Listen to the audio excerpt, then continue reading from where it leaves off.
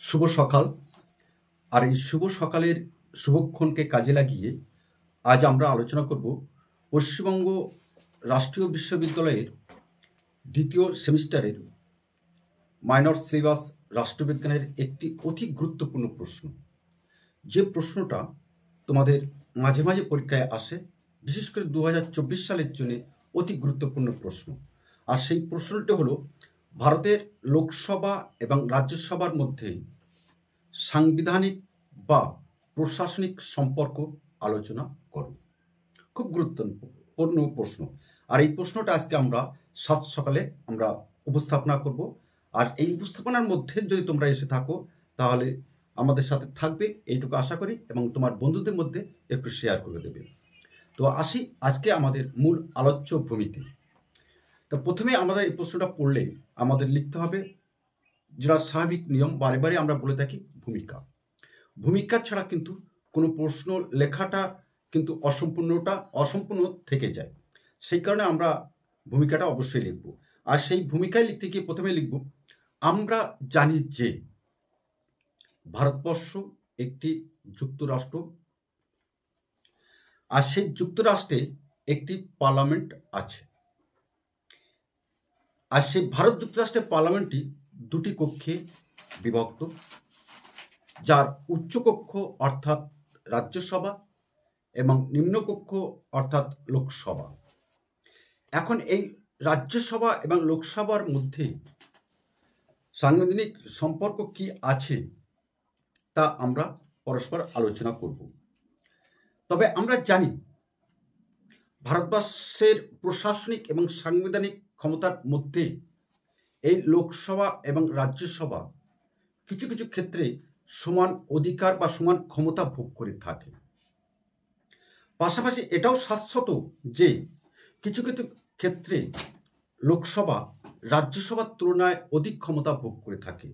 আবার এরই পাশাপাশি কিছু কিছু ক্ষেত্রে রাজ্যসভা লোকসভা থেকে অধিক ক্ষমতা ভোগ করে থাকে। এখন এই তিনটি বিষয় আমরা তুলে ধরব। প্রথমে আমরা তুলে ধরব কোন কোন ক্ষেত্রে লোকসভা এবং রাজ্যসভা সমান ক্ষমতা ভোগ করে থাকে, এটাই আমরা প্রথমে আলোচনা করে থাকব। সাংবিধানিক ক্ষেত্রে অর্থাৎ সংবিধান সংশোধনের ক্ষেত্রে ভারতবর্ষের রাজ্যসভা এবং লোকসভা সমান ক্ষমতা ভোগ করে থাকে, কারণ উভয় কক্ষের সম্মতি ছাড়া কখনোই সংবিধান সংশোধন করা যায় না। আর এদিক থেকে আমরা বলতে পারি যে সংবিধান সংশোধনের ক্ষেত্রে লোকসভা এবং রাজ্যসভা সমান ক্ষমতার অধিকারী। 2, রাষ্ট্রপতির নির্বাচন, রাষ্ট্রপতি পদচ্যুতি এবং উপরাষ্ট্রপতির নির্বাচনের ক্ষেত্রে আমাদের ভারতবর্ষের রাজ্যসভা এবং লোকসভা সমান ক্ষমতা ভোগ করে থাকে। 3, পার্লামেন্টকে অবমাননার জন্য লোকসভা বা রাজ্যসভার সদস্য নন এমন কোনো ব্যক্তি যদি থাকেন, তাহলে রাজ্যসভা এবং লোকসভা তাকে সেই ব্যক্তিকে বা ব্যক্তিবর্গকে শাস্তি প্রদানের ক্ষমতা কিন্তু লোকসভা এবং রাজ্যসভার হাতে ন্যস্ত থাকে। 4, জরুরি অবস্থাকালীন অর্থাৎ জরুরি অবস্থা রাষ্ট্রের মধ্যে কোনো রাজ্যের বা সমগ্র রাষ্ট্রের মধ্যে যদি জরুরি অবস্থা ঘোষণা করা হয়, এক্ষেত্রে সেই ক্ষমতা প্রয়োগ করা যাবে কি না তার যাবতীয় ক্ষমতার অধিকারী কিন্তু আমাদের রাজ্যসভা এবং লোকসভা। এটা গেল আমাদের রাজ্যসভা লোকসভার সমান ক্ষমতা। দ্বিতীয় পয়েন্টে আমরা আসব, কোন কোন ক্ষেত্রে লোকসভা রাজ্যসভার থেকে অধিক ক্ষমতা ভোগ করে থাকে। আমরা আশা করছি আমরা যেভাবে এই পাঠকেন্দ্রে শেষের কবিতা সুন্দরবন পাঠকেন্দ্রে আমরা যেভাবে আলোচনা করছি তোমাদের হৃদয়ঙ্গম হবে, এটুকু প্রত্যাশা আমরা রাখি। এবার আমরা আসব কোন কোন ক্ষেত্রে লোকসভা রাজ্যসভা থেকে বেশি ক্ষমতা ভোগ করে থাকে। প্রথমে আমরা লিখব সাধারণ বিল। সাধারণ বিল সংসদে প্রণয়নের ক্ষেত্রে লোকসভা রাজ্যসভা থেকে অধিক ক্ষমতা ভোগ করে থাকে। কারণ বাস্তবে দেখা যায় যে এই সাধারণ বিল পাশের ক্ষেত্রে লোকসভার প্রাধান্য অত্যাধিক। কেন?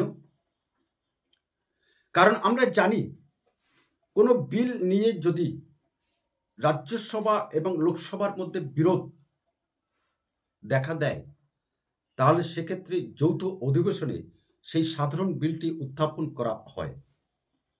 আর যৌথ অধিবেশনে যখন সাধারণ বিলটি উত্থাপন করা হয়, সেক্ষেত্রে আমাদের লোকসভার সদস্য সংখ্যা কিন্তু রাজ্যসভার থেকে বেশি। এই লোকসভার সদস্য সংখ্যা বেশি হওয়ার কারণে সাধারণ বিল পাশের ক্ষেত্রে লোকসভার প্রাধান্য থেকে যায়। 2, অর্থ বিল। আমরা জানি অর্থ বিল কেবলমাত্র লোকসভাতে উত্থাপন করা যায়, রাজ্যসভাতে নয়। কারণ কোনো বিল অর্থ বিল কিনা সেটা সিদ্ধান্ত নেওয়ার অধিকারী কিন্তু একমাত্র লোকসভার স্পিকার। আর যেহেতু এই অর্থ বিল অনুমোদনের বিষয়ে আমাদের লোকসভার প্রাধান্য অত্যাধিক, এবং অত্যাধিক হলেও সেই বিলটি কিন্তু রাজ্যসভায় প্রেরণ করতে হয়। আর এই অর্থ বিলটি রাজ্যসভা অনুমোদন লাভ করুক বা না করুক, রাজ্যসভাকে কিন্তু এই বিলটি 14 দিনের মধ্যে আবার ফেরত পাঠাতে হয়। আর ফেরত পাঠালে ধরে নেওয়া হয় সংসদের উভয় কক্ষে এই বিলটি পাশ হয়ে গেল। 3, শাসন বিভাগের ওপর নিয়ন্ত্রণ। আমরা জানি শাসন বিভাগকে একমাত্র নিয়ন্ত্রণ করতে পারে লোকসভা, রাজ্যসভা নয়। কেন্দ্রের শাসন বিভাগ তাদের কাজের জন্য কেবলমাত্র লোকসভার কাছে দায়বদ্ধ, অর্থাৎ তাদের কাজকর্মের শাসন বিভাগের কাজকর্মের সম্পর্কে এই লোকসভাকে তাদের কিন্তু ওয়াকিবহাল করতে হয়, অর্থাৎ তাদের ক্ষমতা কিন্তু লোকসভার হাতে বাঁধা। সেই কারণে লোকসভার সংখ্যাগরিষ্ঠ দলের সমর্থনের ওপর এই শাসন বিভাগের কাজকর্ম নির্ভর করে থাকে। এবার আমরা আলোচনা করব কোন কোন দিক থেকে রাজ্যসভা লোকসভার থেকে বেশি ক্ষমতা ভোগ করে থাকে। 3 নম্বর পয়েন্ট। এখানে আমরা প্রথমে আলোচনা করব রাজ্য আইন। পয়েন্টটা হবে রাজ্য আইন। আমরা সাধারণত জানি রাজ্য আইনসভার যে আইন সম্পর্কে বিল সেখানে অনুমোদন হয়, আর সেই অনুমোদিত বিল কিন্তু পার্লামেন্টে পাঠাতে হয়। আর পার্লামেন্টে পাঠালে সেই অনুমোদন পেলে সেই বিলটি আইনে পরিণত হতে পারে। আর এই আইন প্রণয়নের ক্ষেত্রে রাজ্য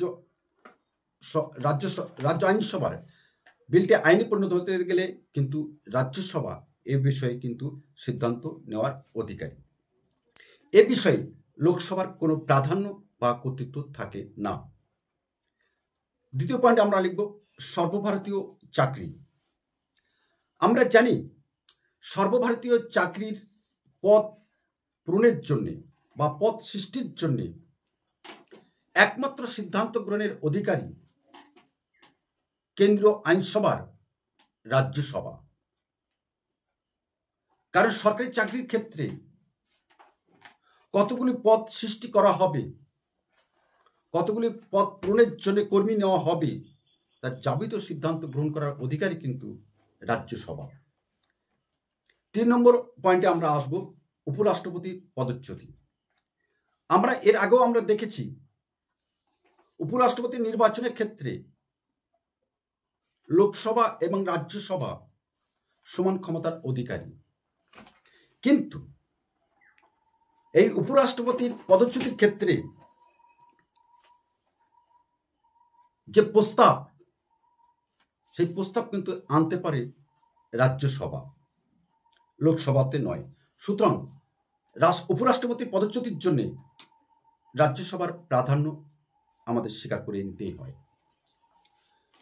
পরিশেষে আমরা বলতে পারি, এবার আমরা শেষ করব, পরিশেষে আমরা বলতে পারি যে ভারতবর্ষ একটি গণতান্ত্রিক রাজনৈতিক রাষ্ট্র, আর সেই রাষ্ট্রের দুটি কক্ষ, পার্লামেন্টের দুটি কক্ষ, যার উচ্চকক্ষের নাম রাজ্যসভা এবং নিম্নকক্ষের নাম লোকসভা। এই রাজ্যসভা এবং লোকসভা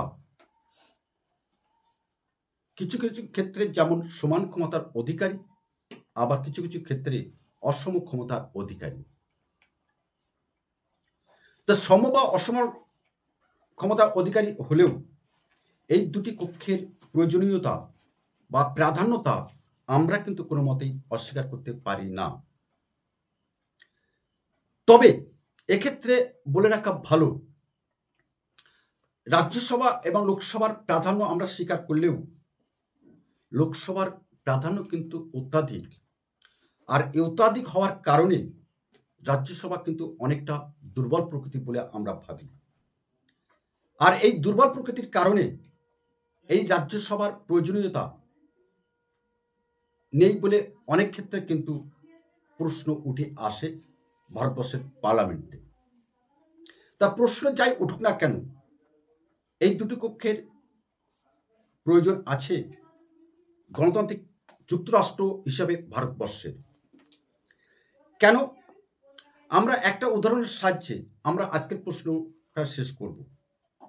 আমরা এখানে উদাহরণ হিসেবে বলতে পারি 1999 সাল, যে সালে ভারতবর্ষের একটি অন্যতম রাষ্ট্র বিহার, যার প্রধানমন্ত্রী রাবড়ি দেবী ছিলেন, এই রাবড়ি দেবীর মন্ত্রিসভার পুনঃপ্রতিষ্ঠার ক্ষেত্রে 1999 সালে রাজ্যসভা কিন্তু অত্যাধিক গুরুত্বপূর্ণ হয়ে উঠেছিল সিদ্ধান্ত গ্রহণের ক্ষেত্রে, এবং সেটাই প্রাধান্য পেয়েছিল। এটাই ছিল আজকে আমাদের আলোচ্য বিষয়। আর এই আলোচ্য বিষয় যদি তোমাদের কোনো রকমভাবে তোমার হৃদয়কে, তোমার মননশীলতাকে স্পর্শ করতে পারে, অবশ্যই আমাদেরকে জানাবে। আজ তবে আমরা আসি, আগামী দিনে কোনো এক সকালে তোমাদের সাথে ঠিক এরূপভাবে আমার আবার দেখা হবে, এই প্রত্যাশা রাখলাম। নমস্কার।